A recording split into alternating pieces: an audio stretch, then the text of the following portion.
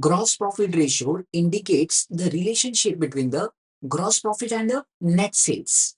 Let's assume करते हैं कि अगर मैं आपको बोलता हूँ कि मेरा सेल्स है 1 लाख रुपीस, ठीक है, और ना इसमें से अगर मैं लेस करता हूँ cost of goods sold, cost of goods sold मतलब मैंने मार्केट में जो सामान बेचा ना वो हमको घर पे कितने में गिरा। अगर कॉस्ट ऑफ गुड्स सोल्ड मान लीजिए 40,000 है, तो आपका ग्रॉस प्रॉफिट कितना आ जाएगा? ग्रॉस प्रॉफिट आ जाएगा 60,000। तो अगर अपने को ये देखना है कि बिजनेस का ना जीपी रेशियो क्या है, तो जीपी रेशियो का फॉर्मूला होता है gross profit upon net sales in 200। तो ग्रॉस प्रॉफिट है 60,000, नेट सेल्स है 1 लाख इन 200। लेट्स कैंसिल, 2 जीरो कट हो गया, 3 जीरो कट हो गया। मीन्स मेरा बिजनेस जो रन कर रहा है it is running with 60% profit margin. तो ये तुम्हारा ग्रॉस प्रॉफिट रेशियो फॉर्मूला हो गया। ग्रॉस प्रॉफिट का formula gross profit upon net sales into 100, gross profit upon net sales into 100। Now current ratio, बच्चा करंट रेशियो का फॉर्मूला क्या होता है? Current ratio is equals to current assets upon current liabilities. Formula क्या होता है? Current assets upon current liability. ये show करता है कि अगर आपके बिजनेस में 1 रुपए की करंट लायबिलिटी है, 1 रुपए की, तो आपके पास कितने करंट एसेट्स है आपके पास। ये एक रिलेशनशिप शो करता है between the current assets and current liabilities.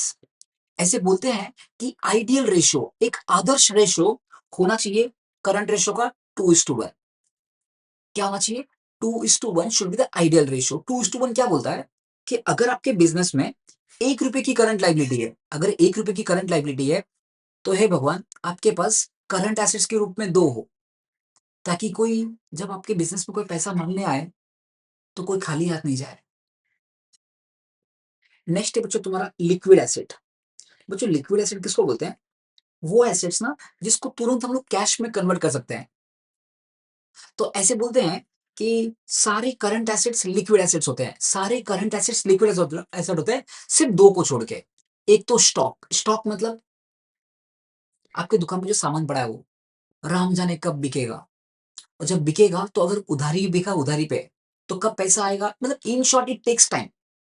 So current asset में से 2 चीज लेस कर देना, एक तो स्टॉक लेस कर देना और एक प्रीपेड एक्सपेंसेस, अगर प्रीपेड एक्सपेंसेस भी है तो, ठीक है। सो यहाँ पे आंसर देखेगा प्रॉफिट। एक तो यहाँ पे नेट सेल्स आ जाएगा पहले वाले का। करंट रेशियो का formula current assets upon current liabilities. इसका आइडियल रेशियो होना चाहिए 2:1। Liquid assets, current assets minus stock.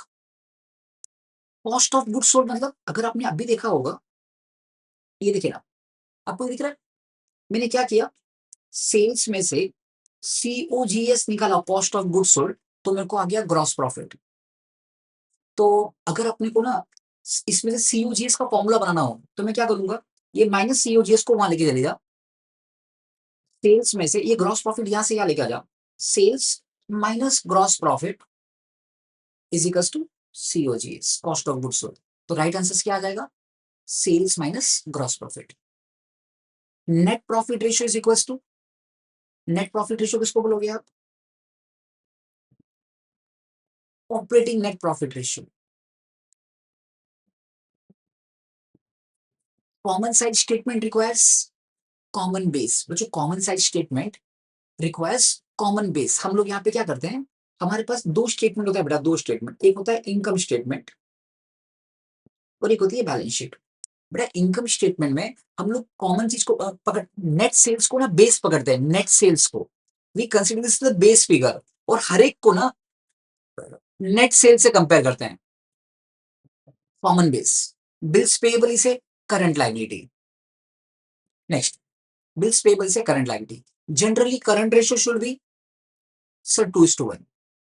From financial statement analysis, बच्चों एनालिसिस का मतलब होता है सागर मंथन, मतलब डीप थिंकिंग, गहराई से सोचना। द क्रेडिटर्स, क्रेडिटर्स मतलब क्या, जिससे अपन ने कभी उधारी पे सामान परचेस किया था, the creditors are specially interested to know, उनको किस चीज में इंटरेस्ट है, उसको ये चीज में इंटरेस्ट है क्या, अगर हेमंत उधारी पे सामान खरीदता है तो पहले 10 बार सोचेगा क्या हेमंत पैसा चुकतू कर सकता है क्या, है ना, मतलब मेरे पास लिक्विड कैश है क्या, मैं इतना पैसा मेरे पास है क्या, तो ही तुमको उधारी देगा। Liquidity, give one word, the statement showing profitability. बच्चों को बताइए ना, ये जो प्रॉफिटेबिलिटी है ना, प्रॉफिटेबिलिटी ये कौन शो करता है? प्रॉफिटेबिलिटी कौन शो करता है सर? Income statement. दो अलग अलग पीरियड का, मतलब हमको कंपेयर कर रहे हैं, तो इसका आंसर क्या आएगा? Comparative income statement. The ratio which measures the relationship in gross profit and net sales. Sir अभी देखा था, अभी अभी अभी अपन देखा था, ये रहा, उसको बोलते हैं ग्रॉस प्रॉफिट रेशियो। क्या बोलते हैं उसको? Gross profit ratio. Critical evaluation, evaluation मतलब डीप थिंकिंग, इवैल्यूएट करना, क्रिटिकल इवैल्यूएट करना of financial statement to measure profitability. इसी का तो, यही तो टॉपिक का नाम है, analysis of financial statement. Analysis का मतलब है deep thinking. A particular mathematical number showing relationship in two accounting figures, दो अकाउंटिंग फिगर के बीच में एक रिश्ता बना रहा है, तो इसको बोलते हैं accounting ratios. An asset which can be converted into cash immediately, उसको बोलते हैं लिक्विड एसेट्स या quick assets. The ratio measuring the relationship between net profit and ownership capital employed, return on capital employed, return on capital employed. The statement showing financial position for different periods, the statement showing financial position, financial position कौन दिखाता है? Balance sheet. दो अलग अलग period का balance sheet और compare कर रहे हो, इसलिए comparative balance sheet. Tools for financial analysis, statement analysis में तीन चीज पढ़ना होता है, एक बड़ा कंपैरेटिव फाइनेंशियल स्टेटमेंट होता है, एक कॉमन साइज स्टेटमेंट होता है, कॉमन साइज में एक रिक्वायर्स कॉमन बेस, और एक cash flow statement. Cash flow statement क्या होता है? ए statement showing inflow and outflow of cash and cash equivalent during a given period. पैसा कहां से आया, कहां से गया। अब ना बच्चा देखो, एक होता है बेटा बिजनेस एक्टिविटी। क्या होता है? Business activity. बच्चों बिजनेस एक्टिविटी का मतलब क्या होता है? Purchase of goods, sale of goods. बेटा मेरा काम ही है गुड्स खरीद के बेचना। तो ये तुम्हारा जो तुम्हारा मेन एक्टिविटी है, मेन एक्टिविटी, इसको बोलते हैं ऑपरेटिंग एक्टिविटी। क्या बोलते हैं इसको बच्चा? Operating activity. लेकिन बेटा बिजनेस को चलाने के लिए अपने को एसेट चाहिए रहेगा, रिक्वायर्स एसेट। तो बच्चों हम लोग फिक्स एसेट जो परचेस करते हैं या कभी सेल भी करना पड़ता है, तो इस एक्टिविटी को बोलते हैं इन्वेस्टिंग एक्टिविटी। और एसेट को खरीदने के लिए आपको कहीं ना कहीं से पैसे लाने होंगे, तो या तो घर वाले पैसे इन्वेस्ट करेंगे मतलब शेयर कैपिटल, या आप कैसे लोन लोगे, तो उसको बोलते हैं financing activity. Statement showing changes in cash and cash equivalent during a particular period, उसको हम लोग बोलते हैं कैश फ्लो स्टेटमेंट। क्या बोलते हैं? Cash flow statement. Activity related to acquisition, acquisition का मतलब होता है purchase of long term assets. Long term assets खरीदना, ये इन्वेस्टिंग एक्टिविटी होती है। ओके, तो आंसर क्या आएगा? Investing activity. The ratio that establishes relationship between quick assets and current liability. Quick assets और करंट लायबिलिटी के बीच में जो रिश्ता बनाता है ना, उसको हम लोग बोलते हैं क्विक रेशियो या acid test ratio. Quick ratio या एसिड टेस्ट रेशियो या लिक्विड रेशियो, तीनों का मतलब एक ही है। से ट्रू और false. Financial statement includes only balance sheet? नहीं भैया, उसमें इनकम स्टेटमेंट भी तो आता है। Analysis of financial statement is a tool. बेटा एनालिसिस करना एक टूल है, बट नॉट ए रेमेडी। मतलब आपने जो गलती की है, गलती का ठीक वो एनालिसिस करने पर वो गलती ठीक थोड़ी ना होगी क्या? वो तो हमको बताएगा कि इतनी ये गलती हुई है। एनालिसिस करके हमको ये मालूम गिरेगा हमने कहाँ गलती की हुई है, but it is not A remedy. True है ये बच्चों, और ये फेमस स्टेटमेंट है। Analysis of financial statement is a tool. जैसे मान लीजिए किसी को कोई बीमारी हो गई, तो हम लोग डॉक्टर्स लोग एनालिसिस कर रहे हैं कि क्यों हुआ है। तो एनालिसिस करने से हमको ये मालूम पड़ेगा कि बीमारी क्या है, इससे बीमारी ठीक नहीं होगी। हाँ, लेकिन वो एक जरिया होगा जहां से हम लोग ठीक कर पाएंगे एक अच्छी लाइफस्टाइल जीकर।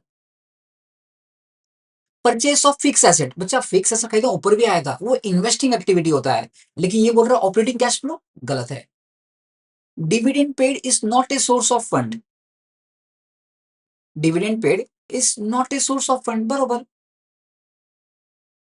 सोर्स मतलब पैसा आना, तो ये तो पैसे जा रहे हैं ना। It is not a source of fund, सही बोल रहा है। Gross profit depends upon net sales, true.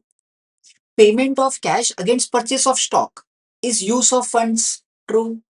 Ratio analysis is useful for inter firm comparison. Inter मतलब दो अलग अलग फर्म में हमको कंपेयर करना होता है तो रेशियो एनालिसिस काम आता है। रेशियो एनालिसिस दोनों जगह काम आता है, इंटर फर्म में भी काम आता है, इंट्रा फर्म में भी काम आता है। इंट्रा फर्म मतलब क्या, एक ही बिजनेस का अभी अभी को कंपेयर करना लास्ट ईयर के परफॉर्मेंस से। तो रेशियो एनालिसिस इंटर फर्म में भी काम आता है, इंट्रा फर्म में भी काम आता है।